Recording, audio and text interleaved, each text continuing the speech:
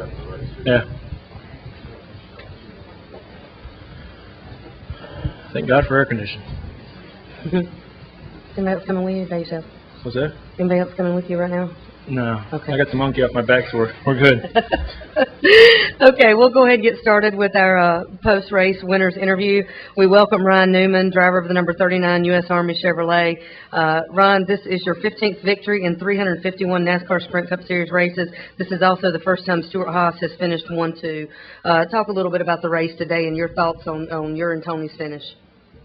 Just really proud as an organization. From my standpoint personally, it's great to win. But we had fought so hard over 2.5 years to get the U.S. Army in victory lane, and Haas Automation from that standpoint too. But from my standpoint, just a great day.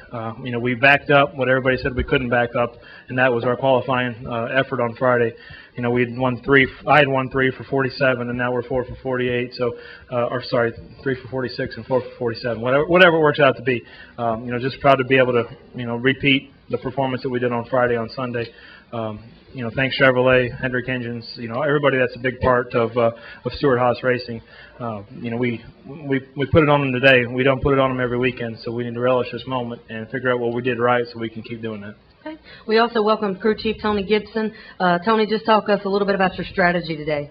Well, we talked about just, we were going to try to run as long as we could on our lefts just to try to keep our track position. So we had to do at least what everybody else was doing, if not a little bit less. So we didn't get stuck in traffic. So we knew from watching the nationwide race yesterday and from our practice wears that we could run a pretty good ways on our left. So our strategy was to stay up front, keep Ryan in clean air, and we knew if we could do that, we had a shot to win. So we gave up track position there about middle way of the race to put 4 on. We knew we had to do it sooner or later, but from that point, we was just, we were just going to do whatever we had to do to keep our track position. So, he did an awesome job saving fuel. I never believed we were to make it. We were definitely solid 2 to 3 laps short from making it, and I kept hounding him on the radio to save gas, and he got tired of hearing it, I'm sure, but just makes us nervous when he slows down and he's running faster. So he did an awesome job. He's done that for us several times over the past 3 years, and it was time to showcase what he could do as far as driving and saving fuel, and I'm glad I didn't chicken out on him today. Also joining Ryan and Tony is Gene Haas of Stewart Haas Racing. Gene, tell us a little bit about how you feel today being in victory lane with Ryan and Tony finishing second. Well, it's a great day. We haven't had this in a while. This is the first win of 2011, and I think it just goes to show that this strategy of saving fuel, it worked this time. I can tell you how many times it didn't work, and it takes some courage to make those kind of calls, and it worked today. And really glad for Ryan and Tony did a great job. I think we have to give a lot of credit to Mobil 1 for that great oil inside of those Chevy engines. I think that combination really made a difference today. Okay, we'll open it up for questions here in the Media Center before we go up to the press box. Raise your hand. We'll get a wireless mic to you. As always, state your name and affiliation. We'll start with Joe. Brian, Joe Menzer, NASCAR.com. Ryan, how nervous were you? Did you think you were going to run out? I only got nervous when he told me we were 8 laps short, and then he told me like 15 laps later after several yellow flags that we were still 8 laps short. And I was thinking to myself, we shouldn't be. And, I was worried about that part of it. I knew I was doing a really good job of saving fuel, which is not the easiest thing to do. Here, easier than other racetracks, but it's still not easy to do. And, the saving grace that we had was we had a good race car. We were able to pull out on the lead, and we were able to maintain that lead. One of the best cars here, that we saw was the 14. There were a couple other cars at different times, but the 14 was mired back in traffic. So, he had to run, the wheels off of it to get up to where he had some track position so that he could try to run us down. And unfortunately, it stayed green. I was more worried about a yellow coming out with 5 to go. What do? Do we have enough fuel for a green, white, checkered? All those things that usually come and squash us didn't happen today. So just maybe a change of luck for us from that standpoint. And, just really happy. I've won them here on fuel. I've lost them here on fuel. I've won them in rain. I've lost them in rain.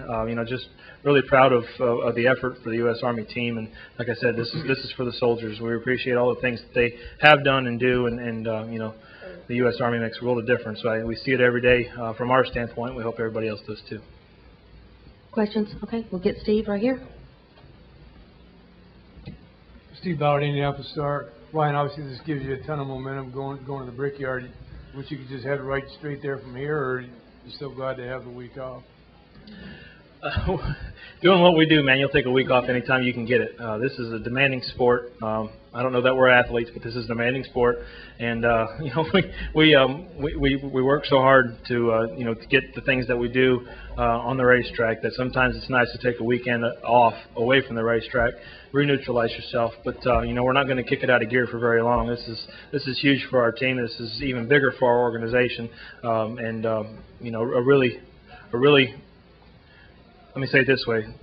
Tony Gibson said before the race, this is our race, and I wanted to tell him this is not our race until we make it our race, and we did make it our race, and it didn't take me saying that. All the guys joined together and made it happen. So this off week's going to be nice, but going into Indianapolis with a lot of weight off of our shoulders and a smile on our faces is going to be really nice for our team and for our organization. Okay, we'll go up to the press rock real quick for a couple of questions. Lewis, Frank Reuters. Ryan, speaking about nervous, this win is kind of insurance on the wild card, but you had your boss racing behind you. Did that make you nervous? No, I wasn't nervous. I'd rather have Stewart behind me than anybody else. I got a lot of respect for him. I know the way he races. I know the way he would race me. And if we were side by side, coming to the checkers, we'd have smoke coming off the fenders because that's the kind of guys we are. We're not going to crash each other, but we'll race hard. And fortunately, the way the laps worked out, we never got to that point. But looking in the mirror, seeing that Office Depot Mobil 1 Chevy was music in my ears because I know he's a good guy. I know he's a good driver. I know he's going to respect me. He's going to respect our situation. And it never came down to it. But and I'm glad that it didn't. But he was one I didn't mind seeing in my mirror. Lee Spencer, Fox Sports. How important did that first pit stall play in your strategy? The first pit stall is always important. It's different and it has different weights of importance at different racetracks based on the camera line in reference to that box. But it's a short distance here. It definitely helped us get off pit lane a little bit better. We beat the 4 and the 31 one time when if we were in a different box we may not have. But everything worked out the way we wanted it to, the way we worked it. From the time we unloaded off the truck, the car was fast.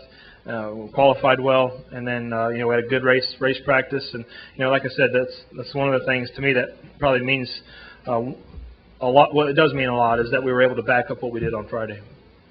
Okay, we'll come back down to the media center. We'll take one from Mike Vega, Mike Mulhern, come up front, then back to Utter.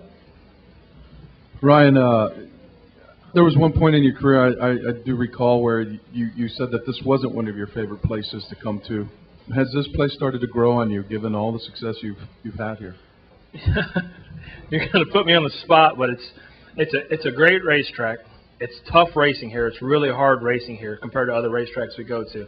You ask any driver in the garage, they're going to tell you it's difficult to pass. You're probably one of the most difficult tracks we go to pass. Track position is extremely important, and maybe I've had my successes here in the past and even today because of our track position and our qualifying efforts that have led to that. But I still like the banked racetracks. It's always going to be in the seat of my pants, that feel. And this is, like I said, it's a great facility. I don't mean any disrespect by it, but a lot of great fans, a lot of great things we've done up here, and I enjoy it. The modified race is a catch-22 for me because I get to enjoy the modified race, but it takes away from my fishing.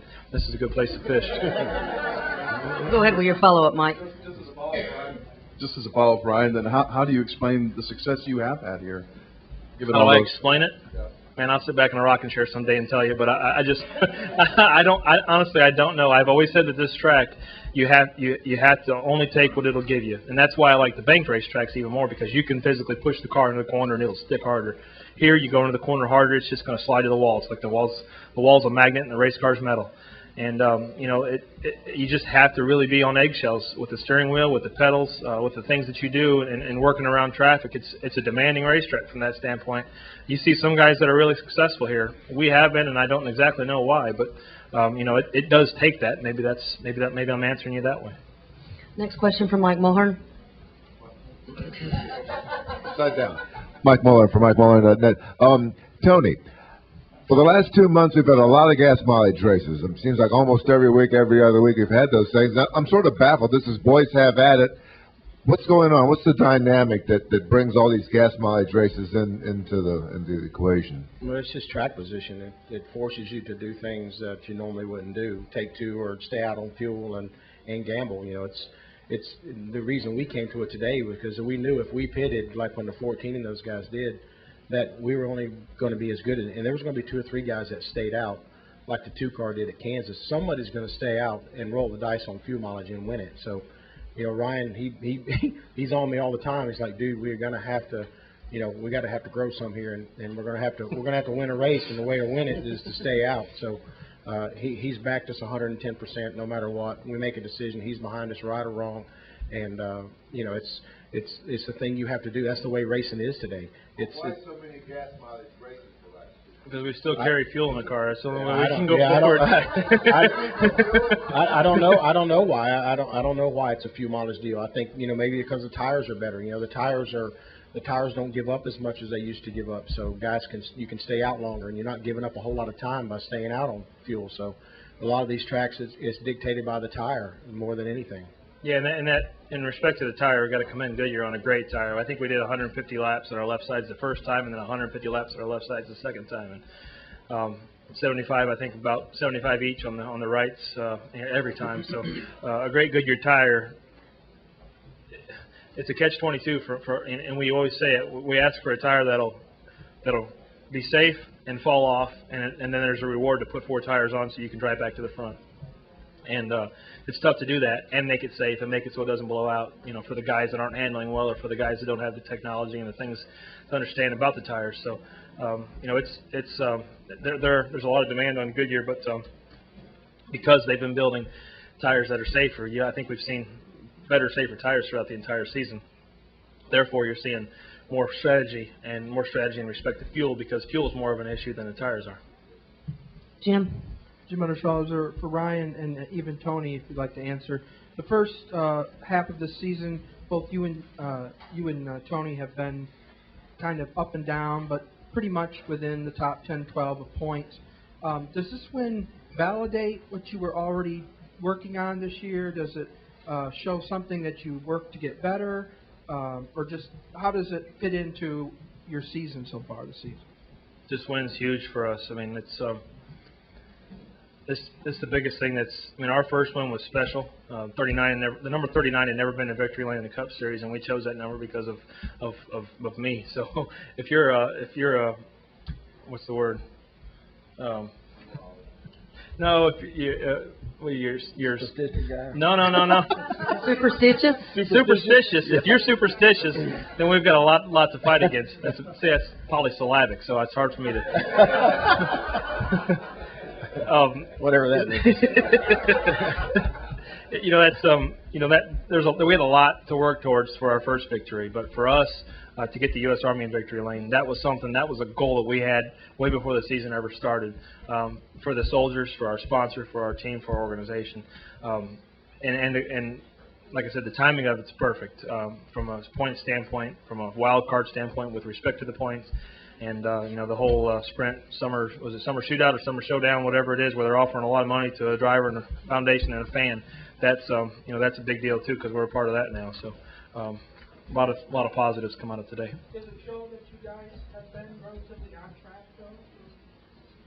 I think so. Yeah, I think we started out really good, but I think we kind of got complacent there early, and we had some, Martinsville. We had this car at Martinsville, and I think that was our race to lose, and we had a header problem. But we lost it, but we kind of stumbled after that a little bit. But we have a good race team. We have a great driver. We have great sponsors. We know how good we can be. We just had to get our head straight and get there. To add to that, we've been really good, and we've been really good for 3/4 of the race, and then we'll come home 4th, 5th, or come home 10th, and maybe not make the right call or the right strategy or whatever it is to put ourselves in that box of top 5 to close out the race. And there's been times where we've had failures, we've had bad pit stops. All those things kind of add up, and today it all came together for us. We proved what we were capable of, and I said it in victory lane. We've been close several times. We just need to sit down as an organization and figure out why this weekend was so great, how to carry that over into the next 6, and then carry it into the last 10. Next question from Seth. Seth Livingstone, USA Today. This is for Tony and perhaps Gene. As on track as you guys have been, there's also been some upheaval, obviously, at the upper levels of the organization. What changes have you seen? What do you think the changes will be going forward? What does it mean? Well, I think, you know, the stuff that's happened is we're just trying to make our company better. We're just trying to make sure we had a pretty strong start in '09, and the teams were working really close together, and we were doing a lot of the same things, and then we kind of got off track a little bit this year. So I think, you know, we're just trying to make sure that we head back in the right direction. It's like grab everybody by the arms and tug them and bring them in, and let's head back down that road, down one road instead of going 2 roads. So for us, it's not that one guy is doing a bad job or one guy did a bad job, or it's a matter of everybody doing a good job, and that's what we're trying to do. We haven't fixed our problem 100%. We're on the way. We're building better race cars, and we're trying to make you know, adjustments on pit crews and things that we, you know, pit calls, fuel, things like this. We're trying to make our stuff better. Are we fixed it? Have we fixed it? No, but we're on the right track. So is there any physical difference you've seen in the last month? Just the biggest thing I've seen is the company as a whole pulling back together. You know, we're one team now, and there for a while we were kind of maybe heading in 2 different directions, but you know, we've kind of put our arms around it here in the last month or so and said, look guys, if we're going to get this done, we got to pull together as one big team, and that's the way we're going to make ourselves stronger. So that's kind of where we're at now. We haven't fixed it, but we're on our way. Okay, next question from Dan. Dan Gelson, the Associated Press. Ryan, you looked pretty emotional after the race. Who did you dedicate your race to? A good friend of mine lost a battle with cancer. His name was Bo Slocum. He died in April, and I've been wearing a bracelet ever since, and I wanted to make sure that bracelet made me think about how tough life can be, and what it can throw to you, and it's sometimes to the best people that you could ever imagine. So that was something that was emotional to me, and it's hard to talk about it because I know his family, I know his wife, and it's tough.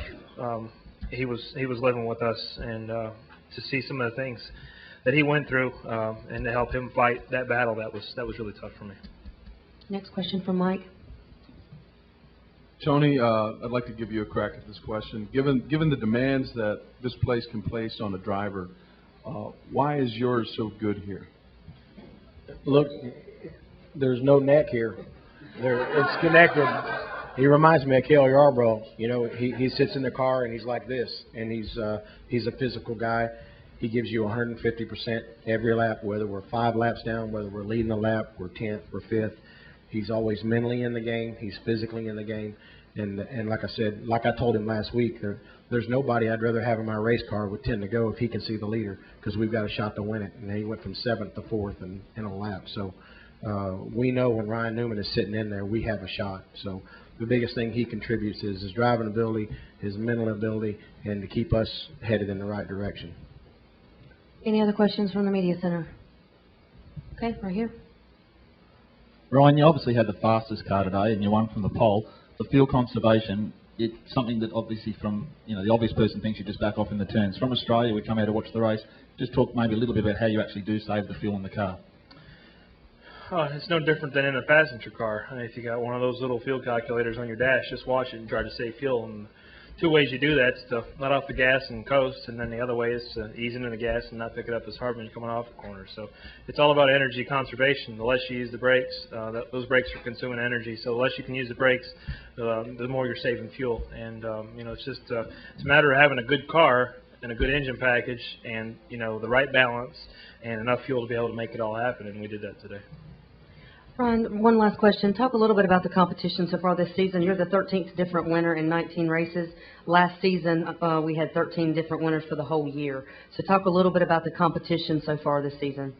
You know, it kind of goes along with what we were talking about earlier with the tires being better and different strategies. You know, you saw Regan Smith get his first win by staying out on fuel and on old tires. So, you know, there's been a different mentality, I guess, this year, which has kind of given people a little bit more courage to make some of those calls to put themselves as a team in that position. So, I'm just proud. I don't really care about the first 12. I'm just proud to be the 13th, and we'll just, we'll try to carry on and try to keep it at 13. Any other questions? Gentlemen, congratulations. Thank you for your time this afternoon. Thank you.